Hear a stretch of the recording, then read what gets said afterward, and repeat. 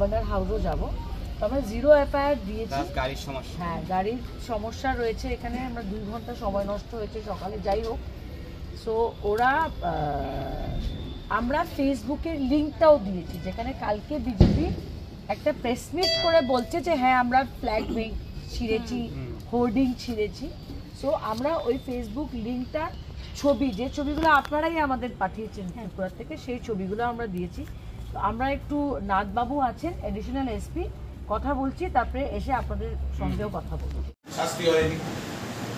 আমাদের নেত্রী, আমাদের নেতার ছবির উপর তারা বাঁশ দিয়ে মারছেন, পার্টি অফিস ভাঙছেন, পুলিশ ফোর্স দাঁড়িয়ে আমরা একটু দেখলাম না যে পুলিশ তাদেরকে কোথাও বাধা দিল, আটকালো, সরাতে গেল। পুলিশ ফোর্স দাঁড়িয়ে দেখলো যে তৃণমূলের পার্টি অফিস, এরা বলছেন তৃণমূল নাকি দুর্বল। আরে দুর্বল হলে কি আমাদের পার্টি অফিস ভাঙছো কেন? তার মানে এইখানকার মানুষের মনের মধ্যে মমতা ব্যানার্জি, তৃণমূল কংগ্রেস, এদের একটা পলিটিক্যাল সোশ্যাল একটা সিগনিফিকেন্স আছে বলেই তো একটা করছে। সাংসদকে মাননীয় মুখ্যমন্ত্রী দেখতে গেছেন, আপনি আপনার স্টেটে একটা ছবি দেখাতে পারবেন যে বিরোধীরা মার খেয়েছে, সে তৃণমূল হোক বা কোনো বিরোধী, যে বিজেপির মুখ্যমন্ত্রী এর আগে যখন আমরা যখন এসেছিলাম থানা পর্যন্ত অ্যাটাক করেছে রাত্রিরে। এই যে সায়নীকে থানা থেকে রাত্রে বের করে নিয়ে যাওয়ার চেষ্টা করছি আমরা। এবার তারা তো ধরা পড়লো না। আপনি একজনকে দেখাতে পারবেন একজন মারা গেল, একজন ইনজিওর্ড হলো, একাধিক লোক ইনজিওর্ড, যে কোনো মুখ্যমন্ত্রী দেখতে গেছেন? যারা অভিষেক বন্দ্যোপাধ্যায়ের কনভয়কে অ্যাটাক করেছে, যারা সুস্মিতা দেবের গাড়ি ভাঙচুর করেছে, তাদের বিরুদ্ধে বিগত 4 বছরে there has been no cognizance, no identification, nothing. R whatever is happening in Bengal, সেটা cannot be a justification যে আমি এখানে এসে তৃণমূলের পার্টি অফিস ভাঙচুর করছি। আর এত সাহস যে পুলিশের সামনে দাঁড়িয়ে যে ঘটনাগুলো ঘটানো হয়েছে, যারা যারা ওখানে দাঁড়িয়েছিলেন তারা প্রত্যেকে বিজেপির অ্যাক্টিভ ওয়ার্কার শুধু না, তারা বিজেপির অ্যাক্টিভ নেতৃত্ব। যে আমরা আশা করব যদি এটার বিরুদ্ধে আপনারা অ্যাকশন না নেন, তাহলে এটাই বুঝতে হবে যে there is no rule of law here.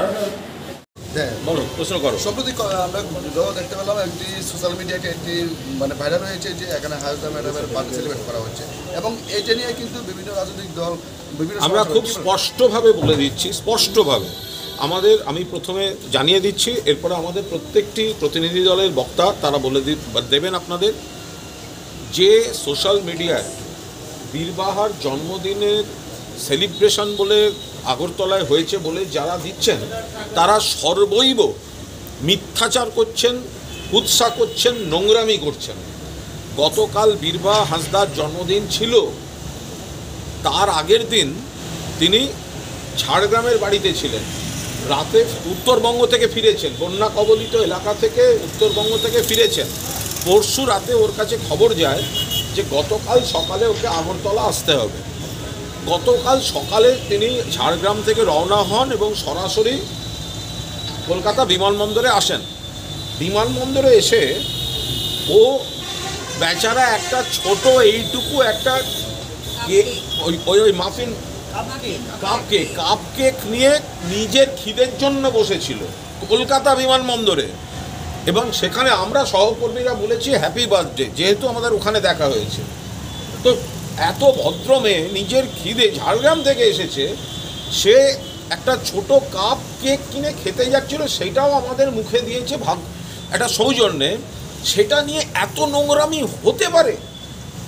একটি মেয়ে, মাননীয় মন্ত্রী, জঙ্গলমহলের মেয়ে, উপজাতি মেয়ে, তাকে নিয়ে নোংরা করতে এর আগে বলেছিল কি মনে আছে? এই বিজেপি জুতার তলায় থাকে বীরবাহা হাঁসদা, বলেনি? আজকে দরদ হচ্ছে বীরবাহা হাঁসদা, দেবনাথ হাঁসদা এরা জুতার নিচে থাকে।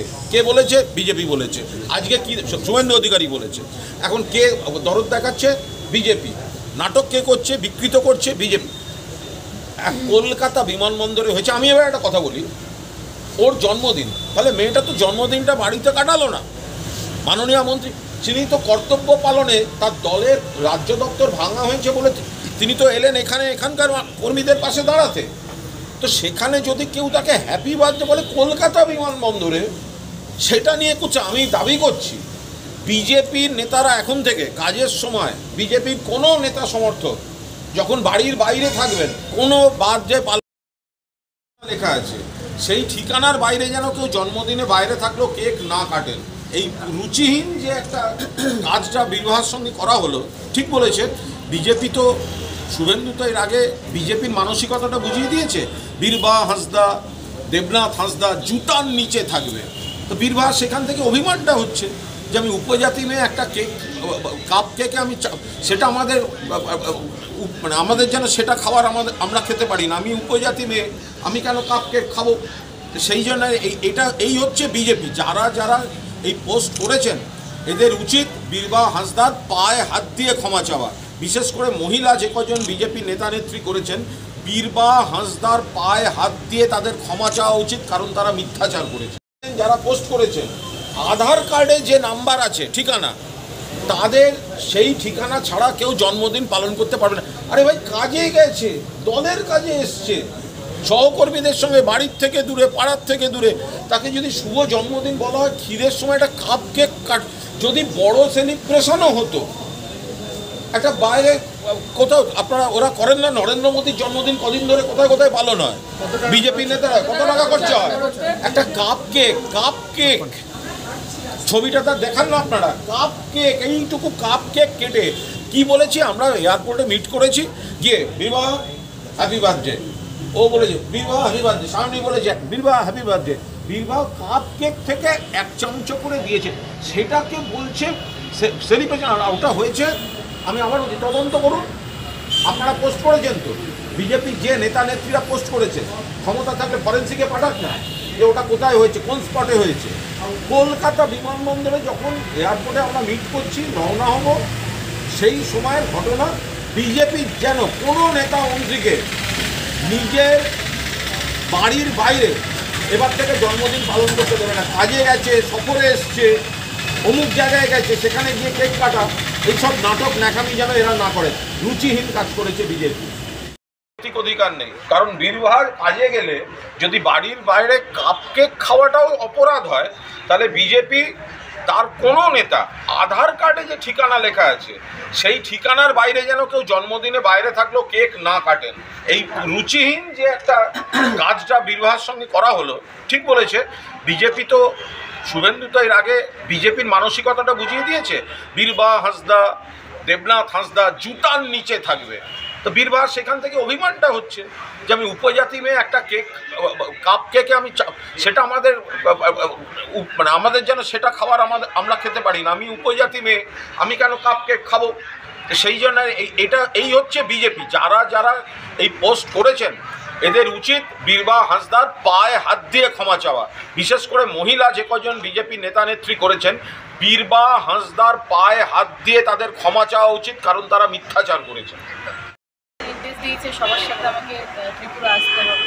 আমি বাড়ির বাইরে ভোর 4টের সময় বাড়ি থেকে বেরিয়েছি, বিমানবন্দরে পৌঁছেছি। খিদে পেয়েছিল, কারণ ফ্লাইটে ওঠার আগে আমি ভেবেছিলাম কিছু খাই, টিফিন করি, এবং সেই হিসেবেই আমি একটা ছোট কাপ কেক কিনেছিলাম।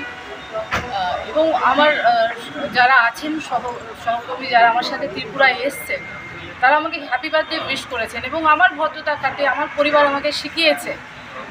সেখান থেকে আমি আমার এঁঠো করা কেক একটু করে আমার দাদা দিদিদের, আমার বন্ধুদের একটু খাইয়েছিলাম। আমার দোষ হয়ে গেছে, এবং সব থেকে খারাপ লাগা যেভাবে মানে এটাকে নিয়ে চর্চা করা হলো, মানে খারাপ লাগলো। আমি আদিবাসী মেয়ে বলে হয়তো আমার কেক খাওয়াটা তাদের গায়ে লেগেছে।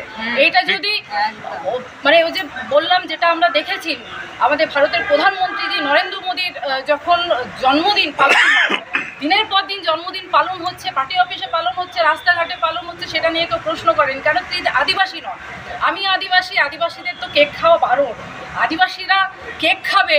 এবং সেটা আমি কালকে দেখা হয়েছে দমদম এয়ারপোর্টে, আমাকে যেহেতু উইশ করেছেন, আমি বাড়ির থেকে বাইরে আছি, আমার তৃণমূল কংগ্রেসের পরিবারের আমার সদস্যরা তারা আমাকে উইশ করেছেন। আমার ভদ্রতার খাতিরে তাদেরকে আমার এঁঠো করা কেক থেকে, ছোট্ট কেক, আপনারাও দেখেছেন ভিডিওটা যারা ভাইরাল করছে, মানে এদের দিয়ে দিল্লিতে যারা বসে আছেন বিজেপির নেতারা, এদের দিয়ে বাংলা দখল করার স্বপ্ন দেখছে, যাদের রুচিবোধ বলে জিনিস নেই, যারা একটা ছোট্ট টিফিন কেকটাকে বার্থডে সেলিব্রেশন করে এত নোংরামি করছে তারা, এবং কলকাতা দমদম বিমানবন্দর সেটাকে বিভিন্নভাবে ভাইরাল করা হচ্ছে, তাদের দিয়ে আর কিছু হোক বাংলা দখল হয় না, এটা পরিষ্কার। এবং এটা যত তাড়াতাড়ি দিল্লির নেতারা বুঝতে পারবেন তত ভালো। আর বিজেপি নেতারা দুটো ব্যাপার আছে। অভিষেক বন্দ্যোপাধ্যায়ের নির্দেশে আমরা এই এফআইআরটা লঞ্চ করেছি, কিন্তু আমি একজন আইনজীবী হিসাবে না, কিন্তু একজন পলিটিক্যাল অ্যাক্টিভিস্ট হিসাবে বলছি যে যে ঘটনাটা আমাদের অফিসে ঘটেছে সেটা পুলিশ সুও মোটো অ্যাকশন নিতে পারত। এই যে আজকে আমাদের কর্মীরা, ইউথ, মহিলা যারা প্রদেশ তৃণমূল কংগ্রেসের আছেন, ওরা আশা করেছিল যে আমাদের হয়তো এখানে আসতে হবে না, যেখানে পুলিশ প্রশাসন আছে ওরা দের এন্ড দেন কিন্তু অ্যারেস্ট করতে পারত। আমরা পুরো ভিডিওতে দেখেছি যে ওরা মমতা বন্দ্যোপাধ্যায়ের ছবিতে বাঁশ দিয়ে মানে আক্রমণ করছে, ওরা আমাদের ফ্লেক্স ছিঁড়ে দিচ্ছে পুলিশের সামনে। পুলিশ কি তার সুমোটো অ্যারেস্ট করতে পারতো না? আজকে আমাদের দফতরে হয়েছে, যে দল শাসক দল করেছে তার মানে কি অ্যাকশন হবে না? That is the point.